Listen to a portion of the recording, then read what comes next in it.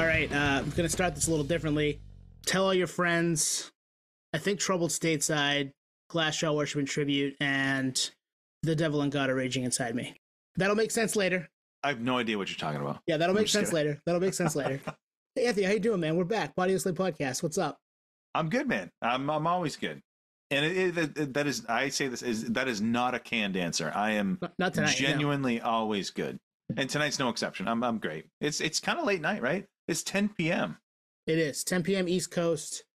We don't have to worry about the Celtics or the Bruins playing tonight. We're just hanging out, talking music with ourselves right now, but just finished an awesome conversation with Danny and Jeremy of HEAVYHEX, which is a record we've been spinning nonstop since it came out. So, yeah, a lot of fun. And again, the cold open there, that'll make sense shortly. Maybe not shortly, about an hour from now. Are we going to get into mine? Or yeah, I mean, you said them in the episode, so. I did, yeah. I don't think we need to. I think we just leave it be. Yeah. I think Let we people, leave it alone. You gotta listen to the end if you want to know what the hell I'm talking about. That's the teaser. Yeah. HEAVYHEX, band we first heard about last year. First heard a couple songs and it was like, we're in. Like we're definitely in. And it's got the ingredients for everything that we love, right? Everything. Yep. Band from Long Island, the Bridge 9 signing. Yeah, so we first heard the music and we were like, we're in. We're in. Separate where they're from, separate who they're signed to, whatever. It's a sound that brings me back to a time when I was probably the most into music, and it just kind of recaptures that moment with a fresh take, you know? Yeah, no, and you're right. And I remember the day we both heard it for the first time because we were kind of listening to it around the same time separately and texting about it and being like, whoa. When do we talk to these guys? Because it needs to be now. And you know, we got there today and we were able to do it, and we're excited to see them hopefully this coming weekend in Boston or just outside of Boston. They're playing a couple of shows, one in Massapequa on Long Island on Saturday the 25th, and then again at the Bridge 9 store on Sunday the 26th. So if you are in the area and you're listening to this before those shows, get down there. Come say hi to us, at least at the Beverly one. I love that. Like in a literal sense, we could talk about any album in the history of music, and the ones that we choose to talk about, they just strike a chord with us. And in HEAVYHEX, especially the album that just came out, right? True to You. It hits you. If you love music and it connects with you, you know what I'm talking about. It just hits you to your core. You connect with it, and HEAVYHEX definitely did that for me. Same. And yeah, there's a reason that you're gonna hear next couple of seconds the guys from HEAVYHEX, because we were super stoked about listening to it and they were gracious enough to give us an hour. So yeah, let's dive into it right now. Danny and Jeremy of HEAVYHEX. Danny, Jeremy, how we doing? Great. Doing good. Hanging in there. Thank you. The for thing is, having us we on. just spoke for 10 minutes, so like we know how you I know, right? Yeah, but the people don't know that, right? The people. It's all about the people. Yeah. Got to give them what they want, right? Yep. So speaking of what they want, Long Island B9 band, like you guys, I don't know if you've checked out the podcast, but you guys were like concocted in a lab for us. I think that's just like when you grow as a person in the same sort of environment, you know, your tendencies become very similar to other people who go through the same things, who live through the same times, who love the same bands. And I think we got lucky that we finally figured out how to like write the music that spoke to us, and it was right place, right time, and we were able to get out a record that we were really proud of, that kind of did like checked all the boxes that we were missing, you know, as far as like that style and those bands that we loved and what we grew up listening to, like what influenced us. First off, what were you listening to that got you into the, you know, the scene and playing music and you know, going to shows? Because we have those stories too. We love that stuff. And secondly, like what did you think was missing that you brought to the table? I want to let Danny start this one off because really what makes Hex what it is the amalgamation of sorts. Like everybody brings their own thing. So Danny, if you want to start this one off. Oh boy, this could be a long one. I don't. Well, okay, do the abridged Yeah. version. Yeah, I don't know. Okay, so you guys are not gonna believe me, but I've been probably listening to punk and like hardcore and like emo music since I was like a baby.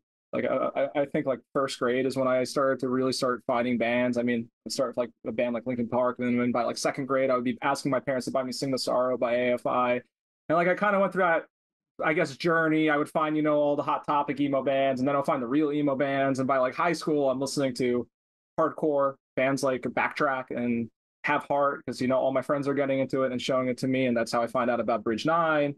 And I keep doing that.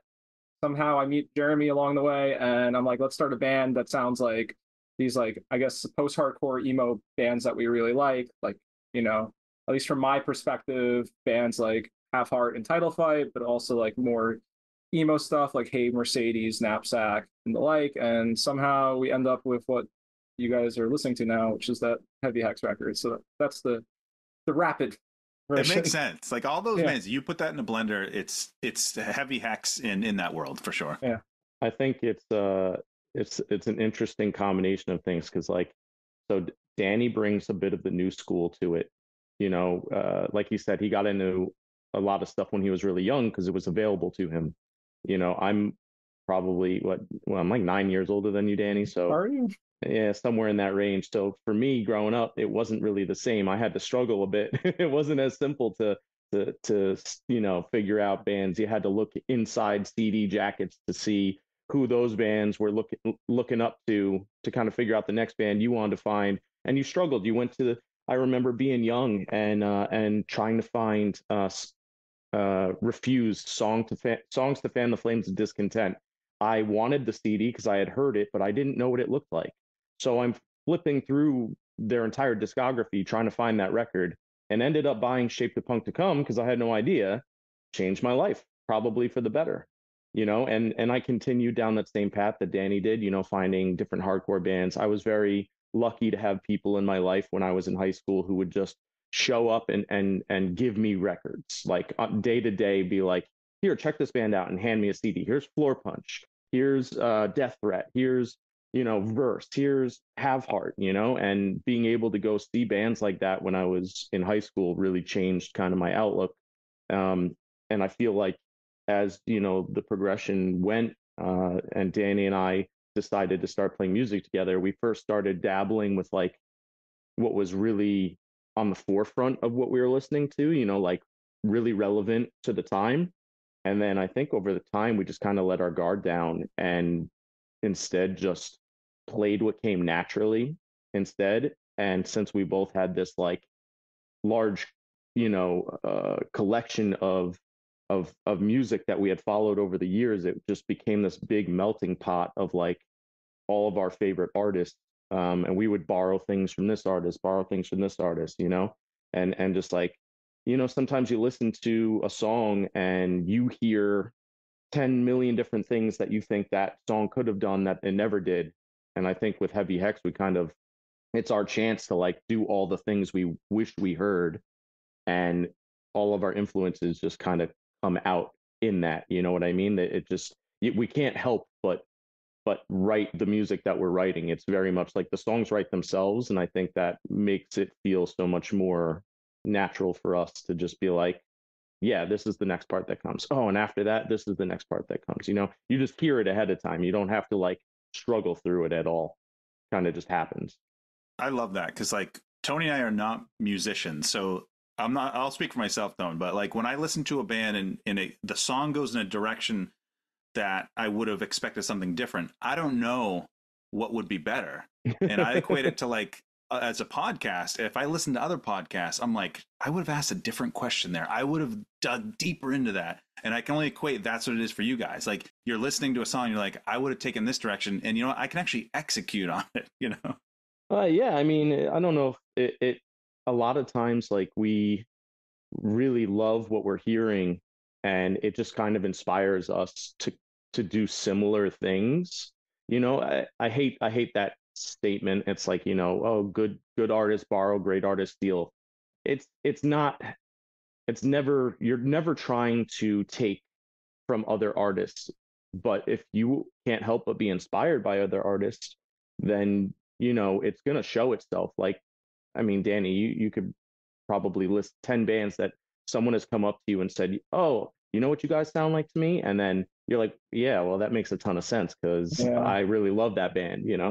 I think, yeah, we're just writing.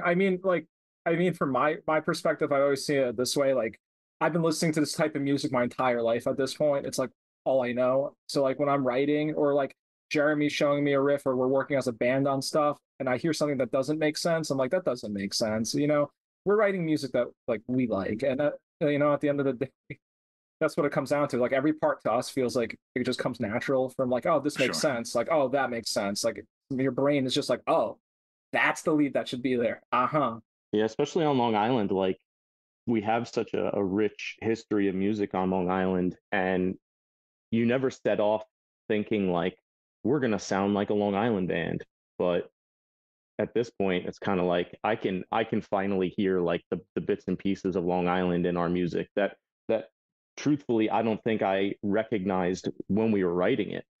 We never sat That's down and cool. like joked about it like, oh, this is such a, this has such a Long Island feel to it. Like that was never really in our vocabulary at all. But then when you're fortunate enough to have like bands from Long Island that you grew up listening to giving you praise, you're like, wait a minute, maybe we do belong. Maybe it kind of gives you a bit more a sense of like fitting in, which I know for me like was definitely never anything that I felt previously.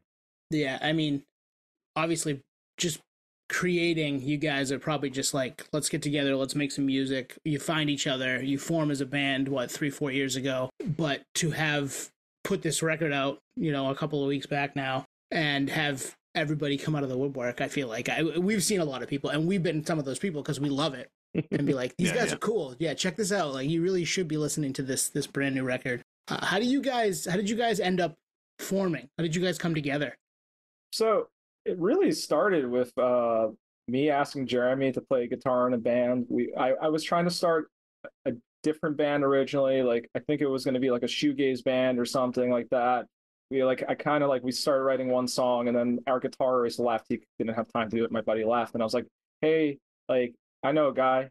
I hit up Jeremy. I met Jeremy like 3 or 4 months earlier because he came over to my house to buy an amp. That was my first time meeting him. No way. And Really? and I Yeah. was like, That's amazing. and the thing is, like, when I know a guy knows what he's doing, I know it. So like when Jeremy's coming over and like he's playing like Jawbreaker riffs and has like a really cool Telecaster, I'm like, oh okay, like I fuck with you, bro. Like I just get it. Like I'm like, from that day I knew we would be in a band at some point, and then I ended up just hitting him up because I knew, and then over time, him and I started collabing. We rotated through members until we found like a solid lineup, and that's where we're basically at now. Yeah, I mean, we vibed right off the bat. Yeah. Truth be told, I never end up buying that amp from him, but that didn't stop us from having like a 4-hour hangout talking about amps and guitars, and like we're both big gearheads.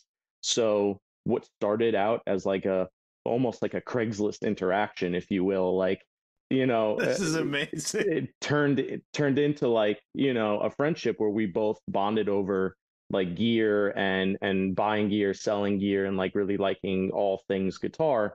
And it just that so happened that like we liked, we had this crossover of like 80% of the same bands. Obviously we have our outliers, but like we love a lot of the same music, and we relate on so many levels. So it really just made sense when he hit me up. He's like, "Hey, you still looking for a project?" I was like, "Yeah, actually I am free right now."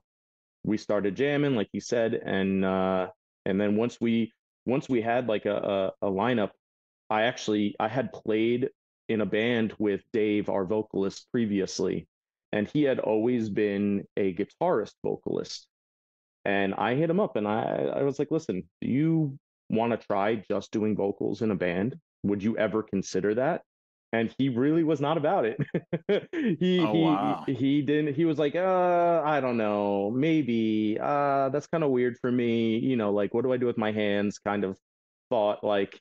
And I'm actually really really happy that he decided to be like, "Yeah, you know what? I'll come and try it," because once he kind of started going on his like getting the ball rolling and really feeling it out, he started flying with it, and then he took off from there. He found a new outlet in this band, and we are very fortunate to have a band where like everybody brings something different to the table and there's no weak links. It's like we really do feel like our band is just like a bunch of friends who all get along, all have something to show, and we're having fun with it. It's not a job for us. It's very much like our passion project, and we got very lucky with it. Yeah. Just to add, Dave is another person I met off of like Reverb and doing a transaction in a parking lot for the first time. Nice. Nice. Yep. Danny's the local amp dealer on Long Island. So if Oh, you need an yeah, amp, if You you don't even know yet. Yeah, he's the local amp dealer. He is the resident guitar collector. If you can see his lab. He's in his lab right Oh, yeah. now. Yep. You can see the lab going on.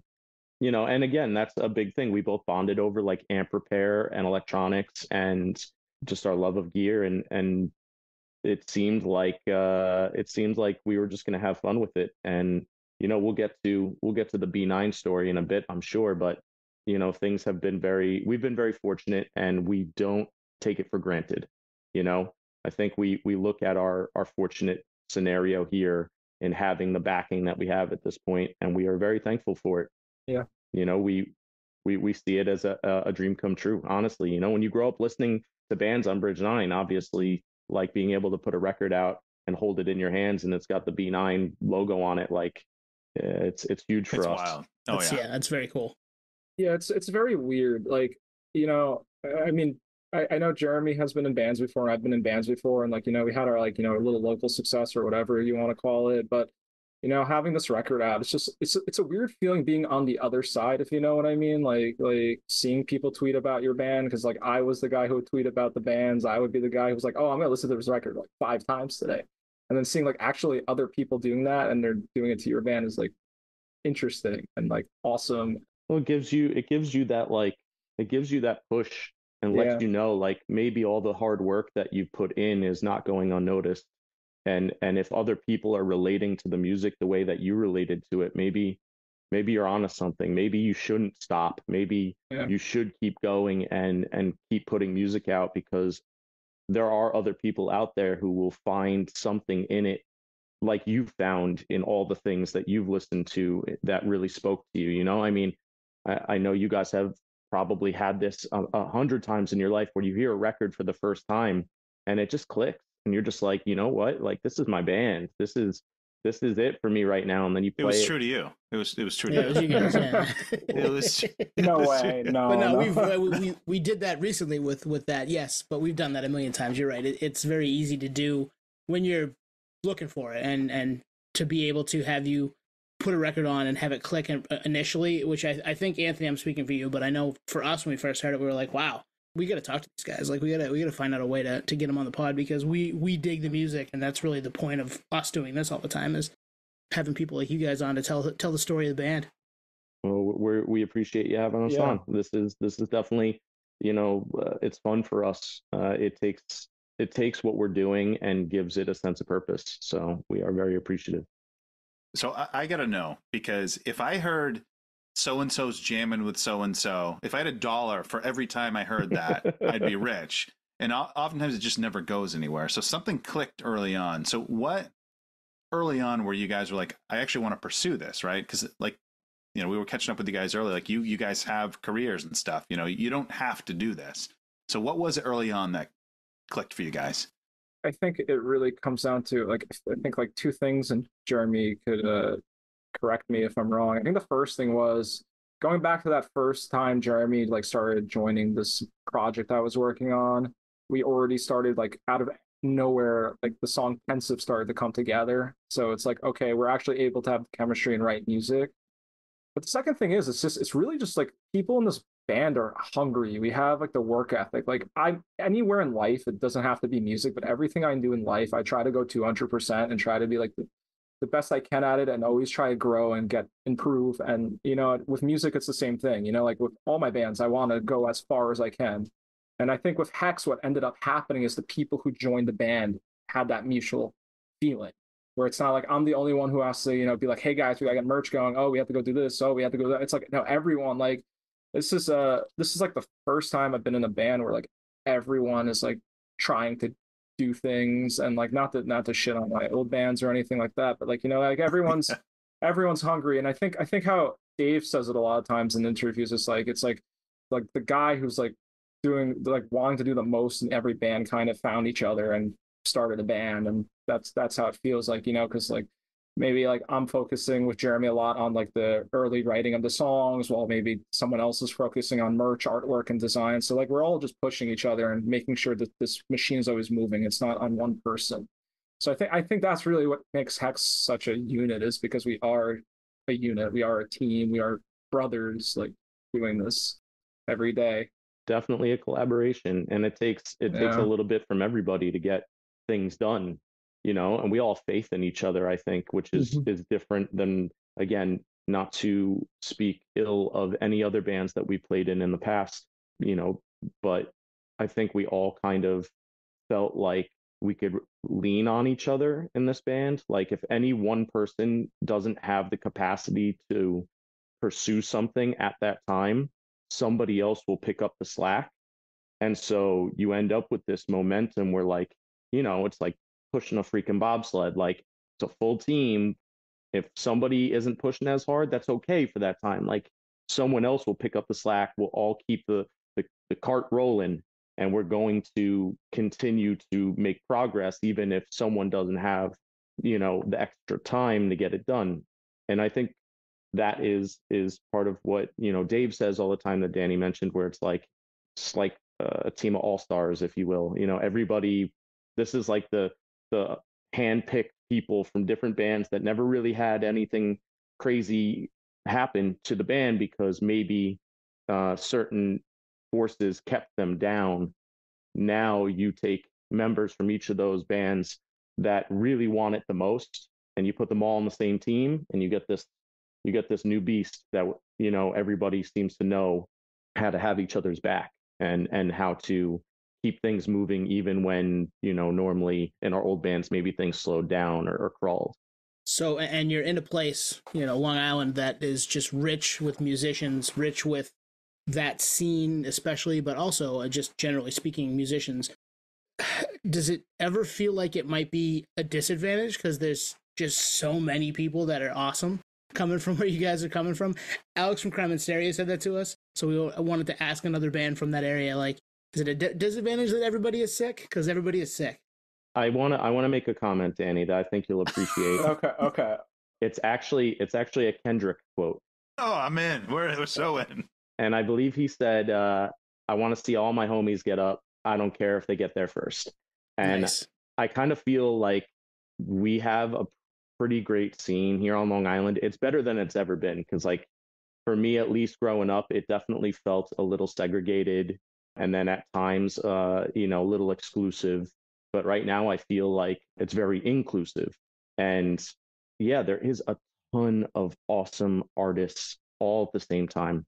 And it does make it difficult, like, it's kind of hard to be like, oh, the cream rises to the top when everybody's freaking cream, like there's so much of it. And there's definitely a piece to that, I wouldn't call it a competition. And if it is a competition, it's a healthy one, but it's more so like, you can be inspired by a new Long Island band every day if you want to. There's just that many of them popping up, playing shows. And I think as long as, you stay true to yourself and just worry about what you're doing, opportunities will come, and I'm sure, Danny, I know you have something to add to that. So Yeah, I mean, like, it's really, I think everyone in the scene supports each other and helps each other. I mean, like, maybe there's a lot of shows, but like, everyone's going to each other's shows and playing shows with each other and booking weekenders with each other. So it's good. I mean, any competition is like friendly. Like, I always think of like when we did our little run with Spite House last year, and like we would play and we would think we did like an awesome set, and then they would play and I'd be like, fuck, they just played a better set. Tomorrow we got to do it better. Well, it reminds me of when, so a couple of years back when Koyo and Standstill were hitting the scene around the same time. they were very playfully, battling each other. Where you would see a flyer come up where like the flyer would be like a meme of like one band over the other band, and so because we're all friends with each other, like we share a practice space with Standstill, so obviously like we're very close with those guys. We want to see everybody succeed, and so any kind of like playful competition is obviously gonna happen, and it's welcome at this point where like bands are used to it. But like Danny said, there's so many shows, there's plenty to go around for everybody Yeah. eats, like, and we all enjoy going to our friends shows, and I think that's what makes it pretty great. You will have a local show, as local guests, 5-band bill, all regional bands, and kids will be there from the opening band to the closing band, and kids will go off for the opening band through the closing band. And it is something that I definitely did not see growing up. That was not a thing when I was growing up. Kids would not show up on time. They would wait until they wanted to see who they wanted to see, and then stand around arms folded and not care. And it's a very inclusive scene here on Long Island right now. I'm very proud to be a part of it. Well, I think the other thing too is, I'm not going to age you, but I'm guessing mid 2000s ish, a lot of the bands from Long Island were touring. Like that's when that's when people just went off. The Crime Mysterios, like they played mass more than Long Island, I'm sure. So I could definitely see that. That's where I'm going with that. Like you can definitely see that. Absolutely. And I come from that era, mid 2000s, late 2000s, and I loved going to shows then. I did, but it was just a different time. It was a different time, and I think that as bands matured in those years, the strategy of being a band changed. Touring was very, very important, and I think now, due to the age of social media, you might never have to tour. Take a look at some bands that they put in the work, and now they're living the dream. They just play fests. Like you could pull that off in 2024 because social media has created an outlet where you might not even have to leave your home state, and thousands, hundreds of thousands, tens of thousands of people know who you are. Yep. And they'll come to you. I want to be a fly out band. If I'm ever in a band, I want to be a fly out date band. And you know what? I take a look at a lot of bands who do that nowadays, and they all deserve where they got because they put in the work to get there. For sure. Yeah. They had to put in that work, but I wholly agree with that. I would love to one day just be that, like, because we're a weekend warrior band. We absolutely are. A lot of what we do is like we go and we play weekends, or we'll put together short runs that are like 7 to 10 days max. So for us, obviously a nice end goal, maybe one day be able to just fly out, play, and fly home. So we had Chris Wren from Bridge 9 on the podcast maybe a year ago, Tony? Yeah, right around a year ago. Yeah, a year ago. And like we talked about like some select albums on the catalog, but then we also caught up about kind of what's next for B9. And I don't know, my memory, it's good in some things, bad in others. I feel like he said that he could envision B9 doing like, 6 to 10 releases a year. So as like B9 heads, we're like, oh shit, like the next era is upon us. So I remember they signed Incendiary Device, and then the next one was you guys. And that was the first time we had heard of HEAVYHEX. Totally intrigued. Like we said at the beginning of this, Long Island, B9, looking at the influences, etc. So how does B9 come into all this? Because you guys are playing locally, I'm sure. Like, how does B9 come into this? Great story. I don't think either of us are really the best to tell it because it wasn't really us who got it going, but I'm going to try and do this the best I can. TLDR style. So last 2 years ago, I believe it was, right? So it's 2024 right now. So 2022 December, our singer Dave went up to America's Hardcore Fest with a bunch of buddies. After the fest, they were like, "Oh, we want to check out the new Bridge 9 store." So they drove an hour out of their way to hit up the store. They spent some time there looking at records and stuff. And Chris walks in. Chris ends up striking a conversation with Dave. Dave, I believe, is wearing a Yankees hat. And if you know the history of Bridge 9, right? Oh yeah. Oh yeah. Funded the record by selling "Fuck Yankees" merch. So they start talking. I get Chris talks about the history of B9 stuff with Dave, and then like Dave casually, like not like I don't think he was really serious about it, but he's like, "Hey, like where can I send you my band's demo?" And like Chris gave him the info and stuff, and we sent the email, and none of us really thought anything of it. We're like, oh, we'll see what happens, right? And then like the next thing I remember is like 2-3 weeks later, Jeremy's calling me while I'm driving home from vacation. He's like, yo, B9 wants to sign us, or like B9 wants to talk to us. And I'm like, what? Was this pre-EP? No, this was after Stare. So we Okay. had Give Yourself Away and Stare out. So those 2 songs we recorded, Give Yourself Away and Constant War, we had those out. That was like our last release. So we sent them that and the Stare EP, and they seem to really like it. I think they said they like listened to it a lot in the warehouse, and they want to talk. And then we ended up working with them.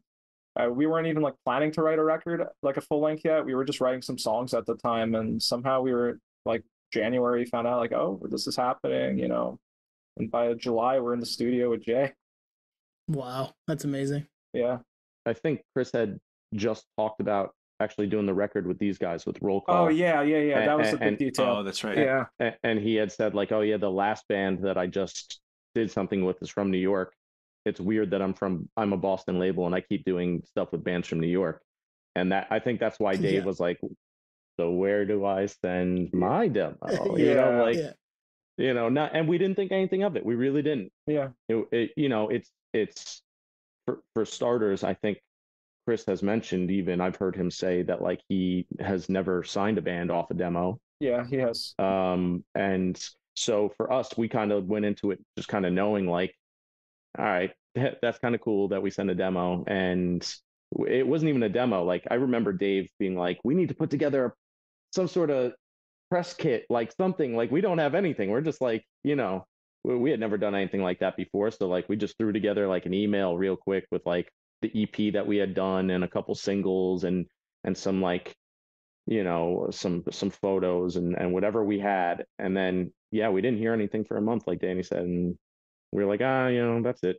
And then random email like, hey guys, really love what you sent over. Been jamming it a lot. You guys want to talk? We'd love to talk. And, that was over a year ago now. Yeah, that was January 2023. And we got in the studio with Jay Moss because he was the perfect fit for it. And him and Chris have been friends for a long time. Also have to shout out Kat, who really was our champion.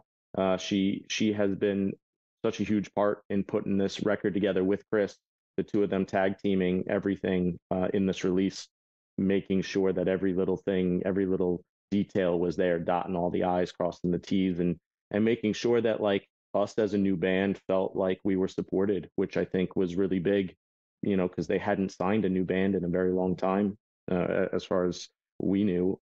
So we knew they were taking a risk on us, as a label of that stature doesn't have to do things like that. They don't have to take risks on small bands, on new bands. So again, we felt very fortunate that they took a risk on us and we wanted to obviously deliver. And going into that record, once we figured out that like, okay, we have, 3 or 4 songs done, they want a full length, we could deliver a full length, no problem. And we kind of turned up the heat a little bit in our writing process because we had something to write for, like it wasn't just open-ended anymore. Like, oh, maybe we'll write, maybe we won't. Now we had like a purpose to do it. And that really lit a fire. And we demoed the entire record before even heading into the studio. So they had demos of all the songs ahead of time, which we were kind of nervous about. Like, we hope they like it. Like, this is what we have prepared for you. Like, and I think it actually helped us in a big way because demoing those songs allowed us to really kind of work them out exactly how we wanted them ahead of time. We didn't go in blind. There was no writing in the studio. There was no like last minute changes. A lot of it was just kind of like we would write a song, we would demo it, we would listen back, we would make a couple changes, we would demo it, and we worked through that kind of pre-production process at our own speed, and I think that was beneficial for us. It's almost like you have our notes, man. I was going to ask you if you had stuff done before you signed, or stuff done before you got into the studio. So it sounds like you had a couple of songs like pretty much done for the most part, and then you guys wrote the rest in pre-production before you jumped in and recorded it all. Yeah. Nice. Yeah, absolutely. How was recording it? How did that all go down with Jay? It was honestly, one of the funniest, I guess, experiences I've had in my life. It's like the first time, like we've recorded, right? We have other bands and we have the EPs and stuff, and we recorded with friends usually, friends who have like small studios here on the island. But like going to something that I consider like a professional studio and like working with somebody who not only recorded a ton of records you like and love, you also played in like a band that you like, worship at one point, so to have like the ability to work with someone and get positive feedback from them and like see like the genius behind Jay Moss was really cool. And yeah, the studio was great. We're very thankful that they let us stay at their house because the studio's in his basement, but him and his wife let us crash there, which was good because we didn't have to like spend money on hotels and stuff like that. And yeah, it was just great. They definitely put us under their wing, that they didn't, again, Jay didn't have to open his home to us. Yeah. He didn't. And the fact that he did just showed us how committed he was to getting a really great product for us. Like he was going to bat for us. We really felt that way, like from the get-go. And so that made the whole process so easy. If we had felt at any point like he didn't want us there, I don't think it would have gone so smooth. He really made us feel like, okay, guys, we're doing this together. We're teaming up together. He had heard all the demos already.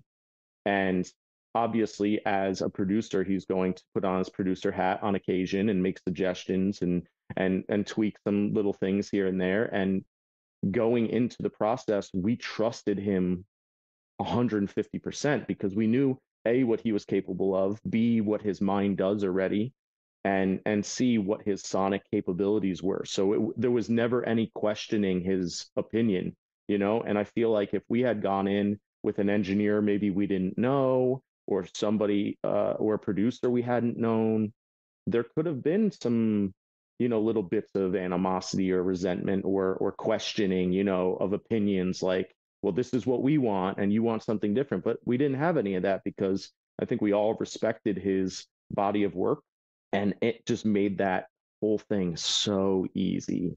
I think a majority of the instrumentation was done one day a piece.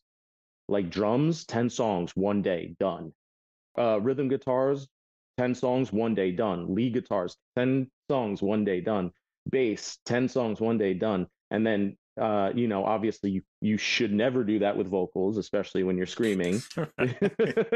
So Dave was able to take his time, do a couple songs here, a couple songs there, and we peppered him in along the way.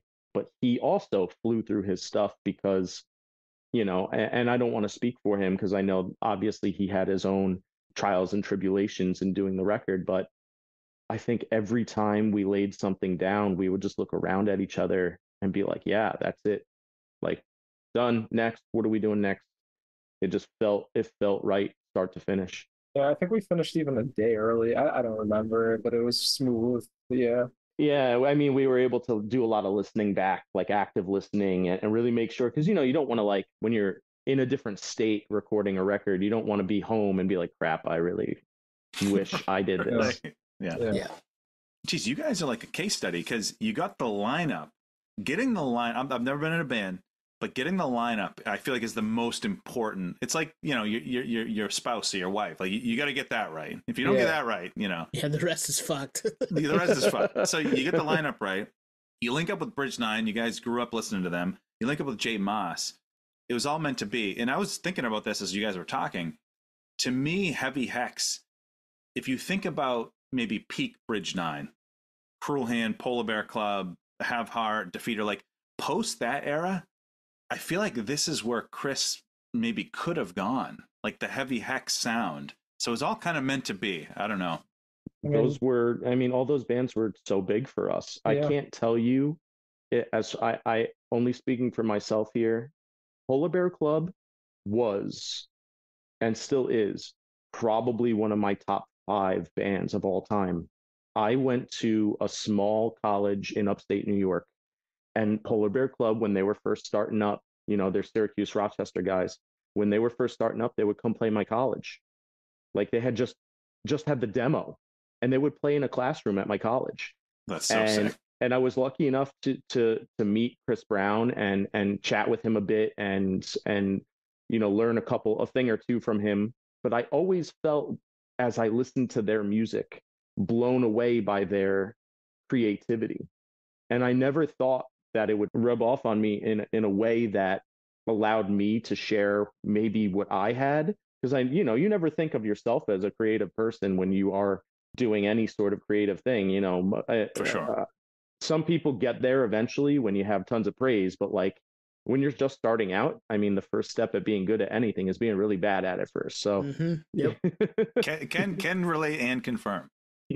Yeah. So, when you talk about, like you said, the heyday of D9 bands, I know, like for Danny, Have Heart is as far as hardcore bands goes. For myself and Dave and like every member of our band, Have Heart was a huge inspiration for us. Even so, to the point where like when Fiddlehead started, oh my God, you have a band that's got members of Have Heart and Basement and this band, and you're just like, yes, that is a perfect combination of bands.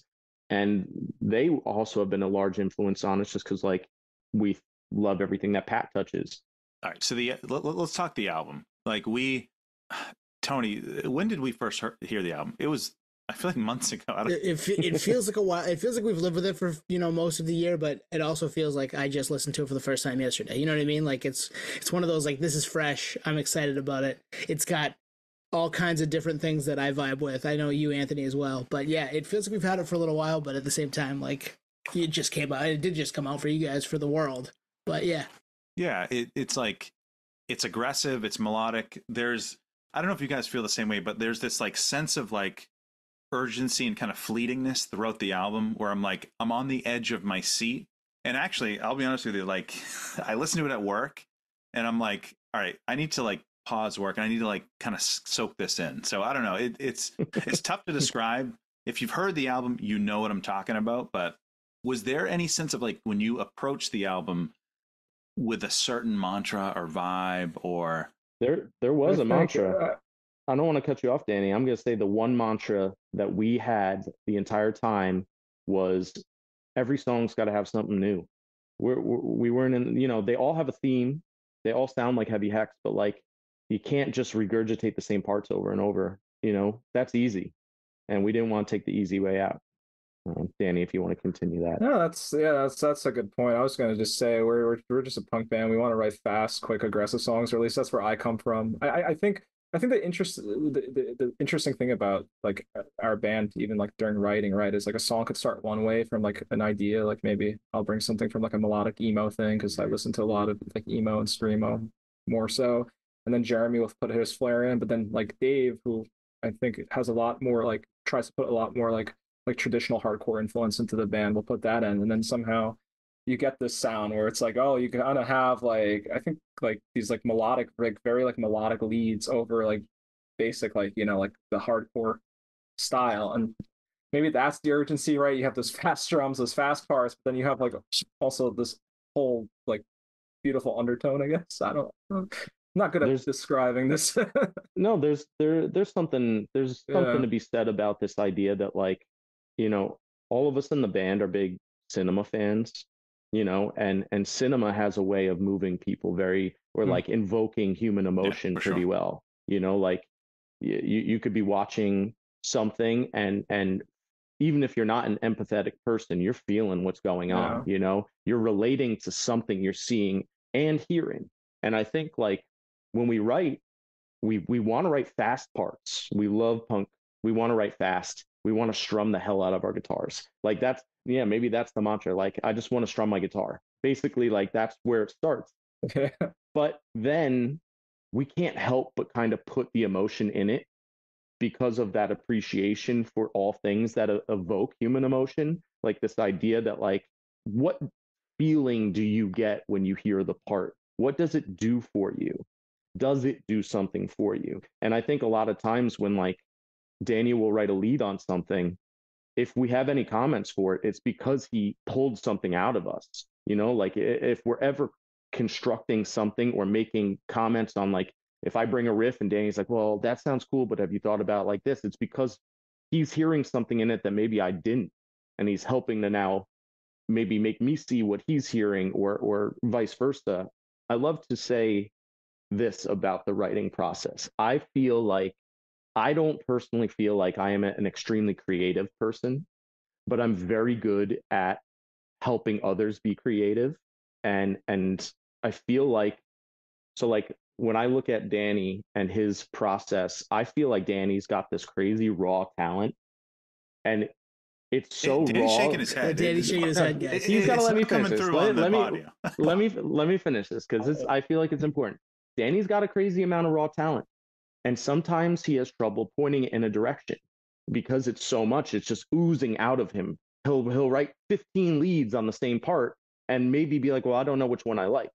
I feel like my role is to come in and like take him and just aim him in the right direction. And I feel like that's kind of one of our strengths as a duo, a writing duo, is like we'll start to feed off each other with that. We're like, either he'll come with an idea and I'll help him realize that idea to its full potential, making changes along the way, adding my piece to it, or vice versa. I'll bring something in and he'll take it and morph it into something that he's hearing, changing it to fit his potential. And then we'll take a song, we'll write 60% of the song. And then from there, we'll bring that idea to the full band. And then the full band gets to then season it with their bits and pieces. And we discuss things as a full band and we make changes and we talk about things. And I will be the first person to say, we scrap a ton of music. It happens. Full songs. There's a B-sides album coming out. We have a Google. You heard it first. We have a Google Drive cemetery, but yeah, I mean, that is very true. Where songs go to die. Yeah, just to add to that, I mean, it goes back to what we said earlier, right? Is that we're just playing what comes natural to us. Like, I don't like sit down and be like, oh, I have to play a lead in this key. I just look at I just go and I'm like, okay, I hear this in my head. I'm gonna do this. You know, oh, I want to make something that sounds like this, and it's somehow like I don't understand it. You know, it's like it just happens. You know, like you just black out and all of a sudden it's like, oh, there's this part now. It's weird. Bob Ross. It's happy accidents. Yeah, sometimes you just stumble on something and then it's like, that was really cool. Hold on a minute. What if you did it like this? And then what if I did this instead? And, you know, I think like that is kind of our strength, is like we have this, we know our personal strengths and we are trying our best to use those and like focus on those. Like they always say, like, you know, if you play to your strengths, you're going to succeed. If you try to make yourself this jack of all trades, like you might never be really good at any one thing. So it's sort of like every member of the band is playing to their strengths, and then like we're just trying to aim whatever we're doing all in the same direction, and that gets us going, you know, like that analogy before, where like we're all pushing in the same direction, and if we all play to our strengths, we might get something we like, we might not. We've done it many times. I can't tell you how many times one of us has been really sad about the fact that like maybe 3 other guys don't like a song we wrote or like an idea we had, and you know, you just sulk in the corner a bit, and then all right, scrap it, move on to the next one, and next week you show up with something new. I guess that's just part of the process. Yeah, no, that makes sense, and it's crazy to me, and we hear this occasionally from bands, and not always, but to have all those that Google Drive cemetery of riffs and ideas, and like obviously most fans would be like, can I listen to that? It's not all fleshed out, but I want to know where these things were going and how you got to where you got to, and that's kind of the roadmap, right? I mean, that's cool stuff. Yeah, absolutely.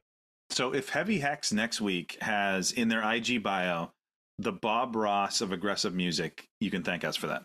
Just love it. I could get the hair going that way. Yeah, oh Get yeah. it going. You got to have the t-shirt design with Heavy Hex on the top. You get the live photo. Then at the bottom, it's Bob Ross of Aggressive Music.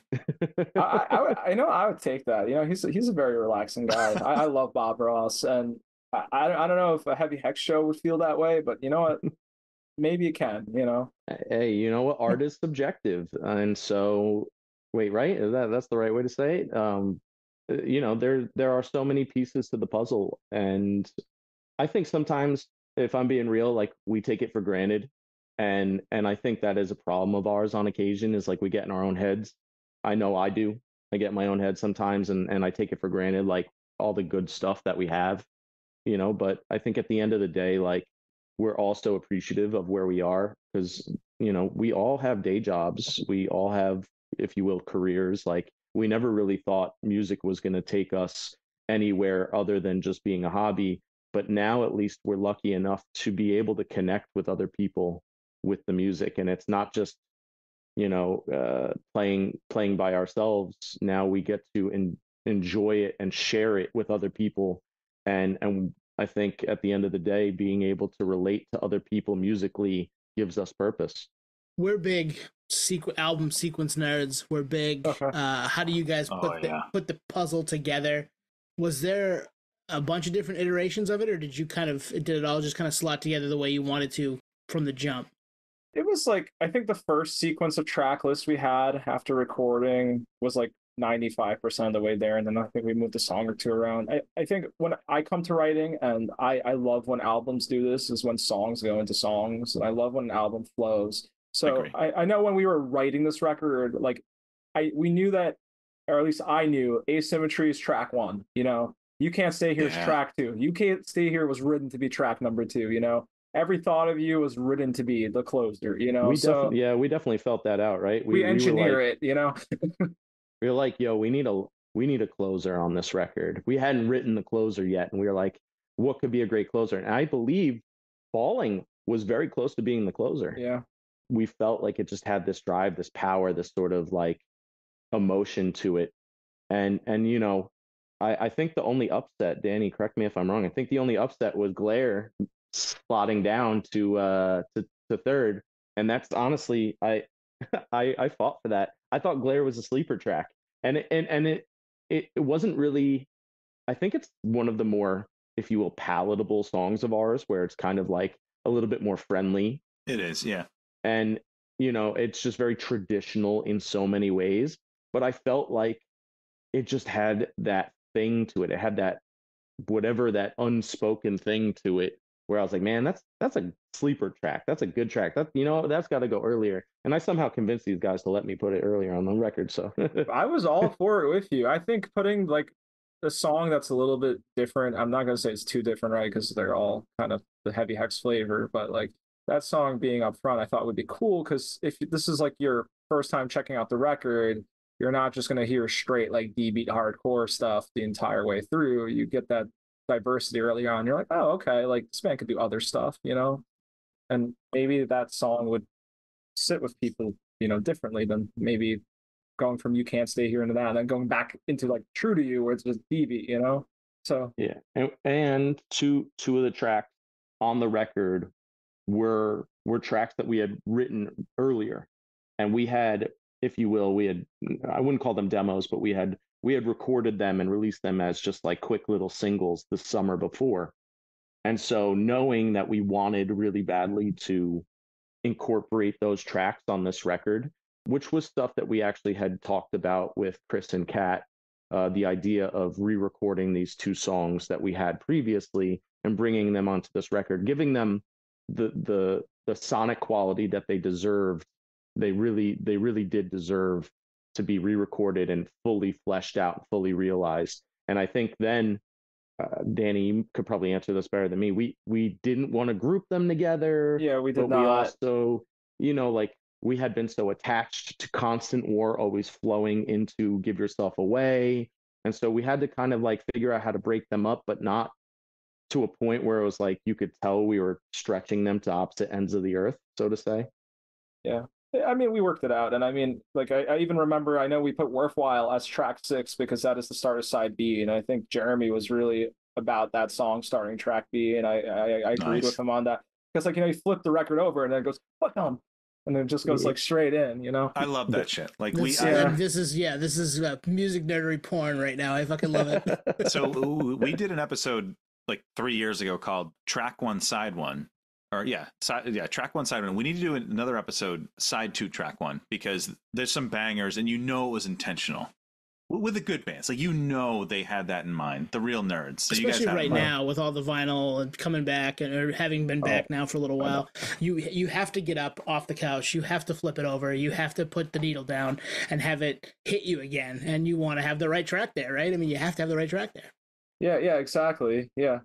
I mean, growing up, you're listening to records, you always hear the term B-side, and you think to yourself, well, is that songs that like just didn't make it to the A side? But we felt like we were arranging it so that way you could stay kind of engaged through both sides. Like we didn't want to stack all our favorite tracks on one side and not have, and that being said, as much as we have favorite tracks on the record, I am proud of every track on the record. And I think every track has its place on the record. I don't think there's any tracks that fall short. And so to me, it's like you're getting basically 2 EPs. Yeah, and they just happen to be like, this is our double album, but it's just 2 EPs. Yeah, every song definitely feels intentional on the record. I like listening back to the record, and I've listened to it a lot since we like got the final copy.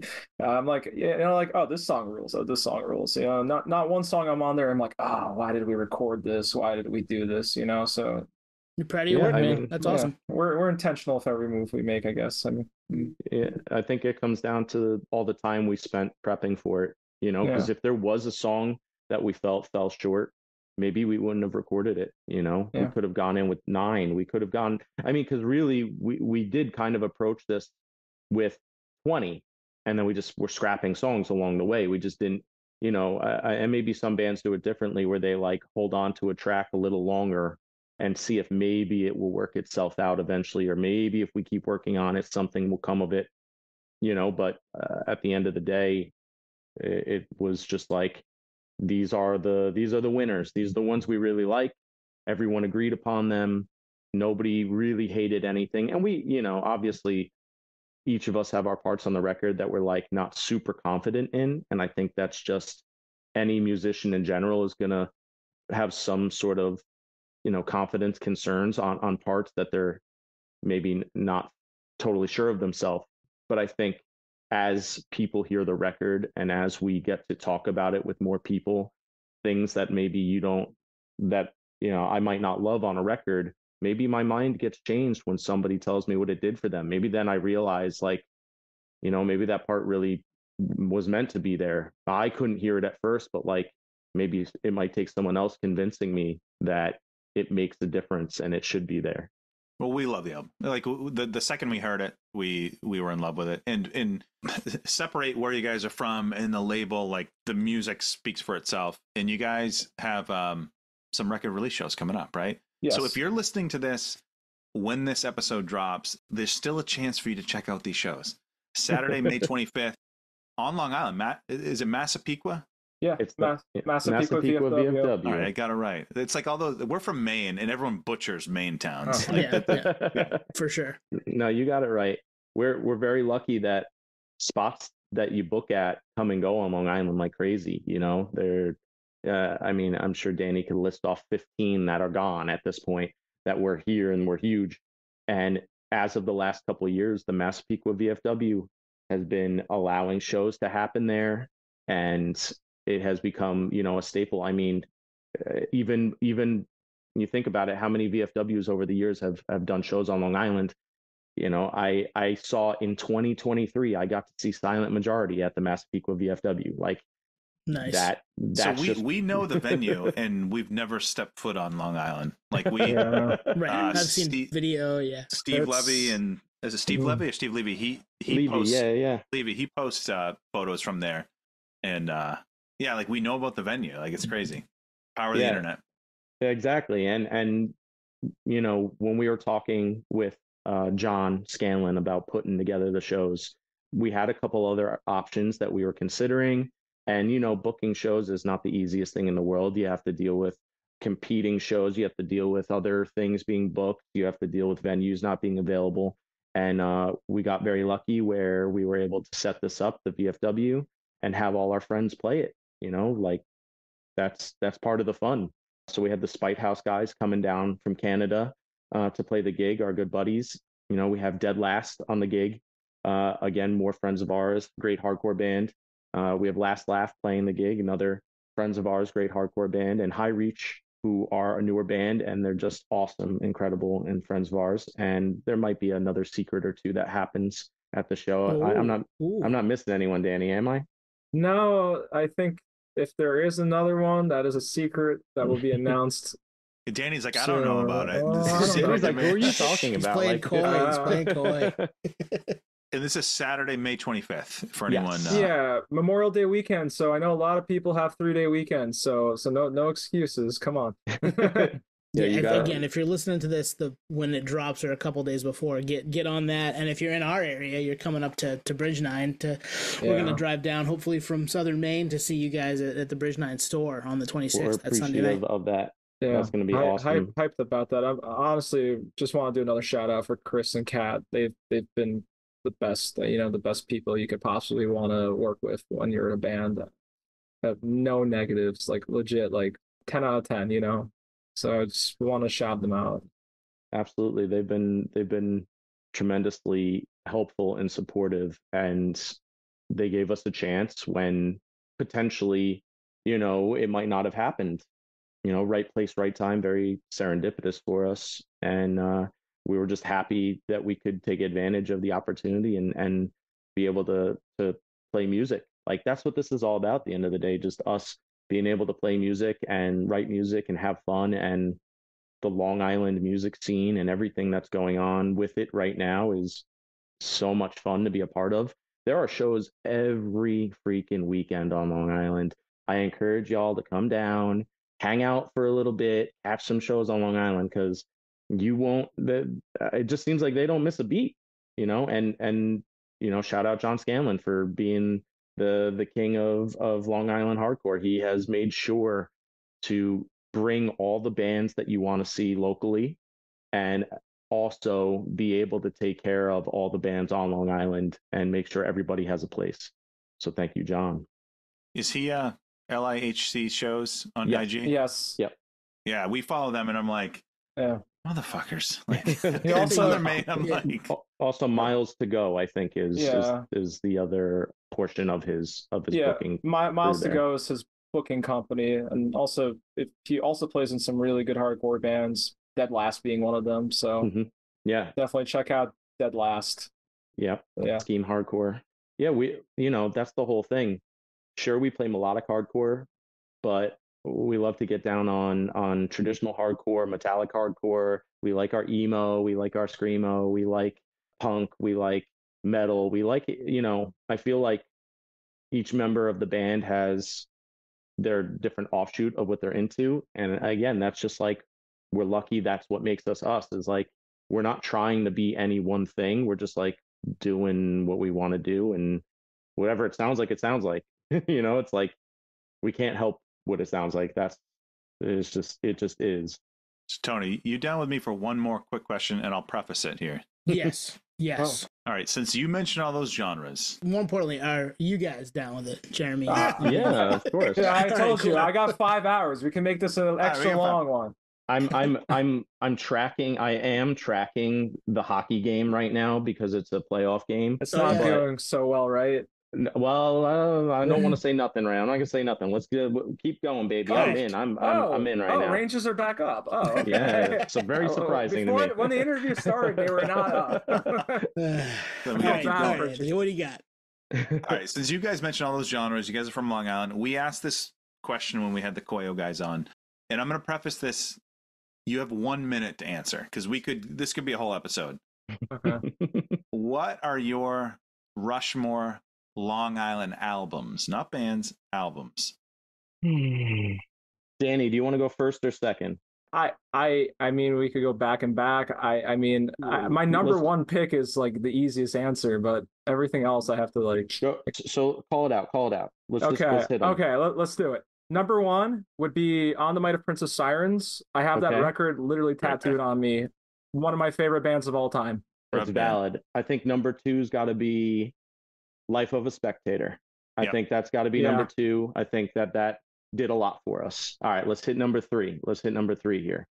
If can we do like a battle of the bands number three? Absolutely. Like a two-face. I think it's crazy, but it might be Tell All Your Friends, Deja Entendu as like a TBS brand new battle. Wait, do you have my list? Do you have my list? Yeah, he does. He has both of our lists. I would, to be honest, I would say Devil and God would be my pick for brand Devil new. and God is my personal great record, but like again, I got a couple years on you, Danny. You got to remember that, you know. So okay. So that gives us two more slots. Well, hold up. I thought we're each getting 5 slots. Yeah, you each get 4. We each get 5. Yeah. We got 5. I mean, I think, and I'm not putting these in any like order at this point, but I think my next pick would probably be Scrambles by Bomb the Music Industry, which is like totally not what you would expect from a hardcore band. Wow. Bomb the Music Industry has been like one of my biggest influences, especially their whole DIY ethics, but also the music. So I would pick that one as my second pick. Yeah. Okay. I would probably put this is tough. I might put Trouble Stateside. Dude, you have my list. Yeah. I think that's a fair thing. You know, like I remember going to see Crime in like 2007, 2008, and like just being blown away by their energy, their sound. They didn't conform to like traditional Long Island things. And so that's another one for me. I guess my third pick would be this band called State Lines. They did a record called For the Boats. It's another one I actually I have like one of my legs is all just music related tattoos, and that's another one I got. So I'll go that one. It's a good thing you've got 2 legs, man. Yeah, that's great. Yeah. But yeah, no, that band's great. Jade is amazing. His other band, Oso Oso, is also incredible. I would probably pick Unihan Tape as another pick. Yeah, so I guess those are my 4 we saw Oso open for Gaslight, didn't we, Twan? About a year ago. Oh, that's right. Yeah, they were great. That sounds like a great gig. Yeah. Awesome gig. Yeah. Can I pick a New York City band, or does it have to be Long Island? Because Jeremy, hey, Danny, is Jeremy the rule breaker of the band? No, not at all. I don't know what he's doing. You know, tough. Well, because I feel like a lot of people would probably put like, all right, so VOD self-titled might get up on there. I can't believe you haven't named a Capitol record yet. Like, I'm gonna just Capitol. Call you out right now. The reason why I haven't named a Capitol record is because I secretly lump them in with the Silent Majority pick. I feel like it's rude of me to. Oh, it's a package deal. Okay. Yeah, like it's. I mean, does Iron Sheik come into play then too? No, because we're talking about my Mount Rushmore here. Yeah, and I would probably say that United by Fate gets a pass for me as a Mount Rushmore.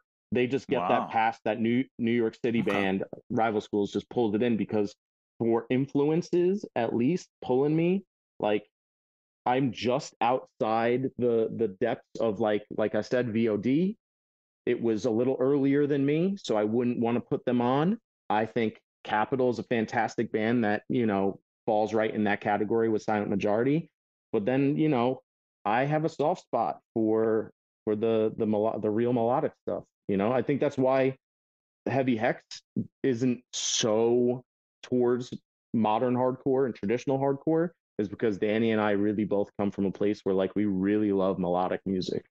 I think I only named the one hardcore band so far. You can do whatever. You can do Billy Joel, No, I think pick number 5 would be Latterman, wherever we go. So that would probably be my Long Island Mount Rushmore. I think if I'm giving credit where credit's due, we'd have to give the honorary mention to Backtrack for taking Long Island hardcore and carrying that torch and making sure that it stayed alive and continued down the path that it went. And that whole idea of like where that came from and what bands those guys were listening to obviously played a large role, but you can hear a Long Island flavor in them too. They've got a little bit of Long Island going on too. Yeah. I love how this always turns in like a full episode. I mean, like, it could be, and yeah. Sorry, I'm so sorry. No, We're that's- music nerds, you know. So- I could talk about music history. I could talk about bands like deep cut stuff. Like I'm so for it, you know. Well, we'll have you back to do. We'll have you guys back to do that. Maybe we'll do Let's that do it. down the For line. real. We love that stuff, and obviously, like all of those records are some great records and some great bands, and you know, some alums of the pod, which is always fun too. We love to hear that shit. So, damn, yeah, really good exercise, and you could have 10 and not feel like you scratched the surface. Yeah. So what's your 5? It's your Yeah, turn, yeah. right? Well, now we got to hear it. I'll give you mine. And I thought about this, and I may have given an answer when Koyo was on. I can't remember. Yeah. But mine right now off the dome, Troubled Stateside is 1.